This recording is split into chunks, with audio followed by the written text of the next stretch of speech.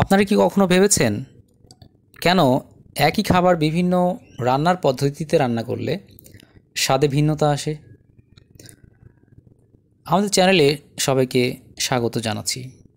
আজ আমরা আলোচনা করব কেন এমন হয় আর এর পেছনে কারণই বা কী। প্রথমেই মায়ার্ড রিয়াকশন সম্পর্কে জেনে নেওয়া যাক। মায়ার্ড রিয়াকশন হলো এক ধরনের রাসায়নিক প্রতিক্রিয়া যা প্রোটিন এবং শর্করার মধ্যে ঘটে।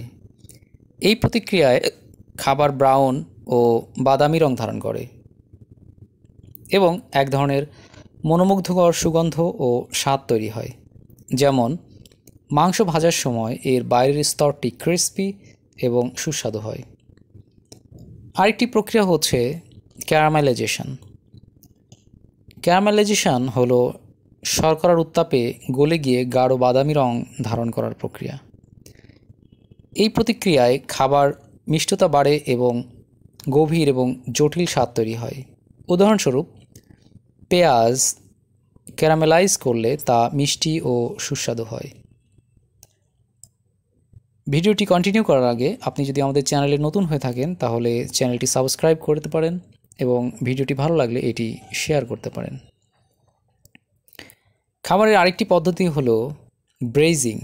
এটি হলো ধীর তাপে রান্নার এক ধরনের পদ্ধতি যা খাবারকে কম তাপে দীর্ঘ সময় ধরে রান্না করা হয়। এতে খাবারটি কোমল এবং রসালো হয় এবং এর সমস্ত উপাদানের স্বাদ মিশ্রিত হয় বা স্বাদ বেড়ে যায়। আরেকটি প্রক্রিয়া হলো স্ট্রিমিং। স্ট্রিমিং হলো স্বাস্থ্যকর রান্নার পদ্ধতি যেখানে খাবারকে বাষ্পের সাহায্যে রান্না করা হয়। এতে খাবারের প্রাকৃতিক স্বাদ ও পুষ্টিগুণ বজায় থাকে।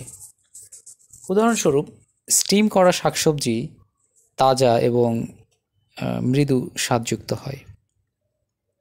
ভাজা বা ফ্রাইং। ভাজা একটি দ্রুত রান্নার পদ্ধতি যেখানে খাবারকে তেলে ডুবিয়ে রান্না করা হয়। এতে খাবারের বাইরের স্তরটি ক্রিস্পি এবং ভেতরের স্তরটি কোমল হয়ে থাকে। ভাজা খাবার সাধারণত সুস্বাদু এবং মজাদার হয়। আর আরেকটি রান্না করার পদ্ধতি হলো রোস্টিং। আর এই রোস্টিং হলো উচ্চ তাপে খাবার রান্নার একটি পদ্ধতি যেখানে খাবারটি বাইরের দিক থেকে ক্রিস্পি এবং ভেতরে থেকে এটি রসালো হয়। এই পদ্ধতিতে খাবারের প্রাকৃতিক রস এবং তেল বের হয়ে এক ধরনের গভীর স্বাদ সৃষ্টি করে। এই ছিল বিভিন্ন রান্নার পদ্ধতিতে কোনো খাবারের স্বাদ ভিন্ন হয় তার ব্যাখ্যা।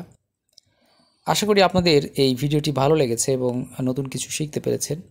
আমাদের চ্যানেলটি সাবস্ক্রাইব করতে ভুলবেন না এবং নতুন ভিডিওর আপডেট পেতে বেল আইকনটি বাজিয়ে দিন। ধন্যবাদ সবাইকে।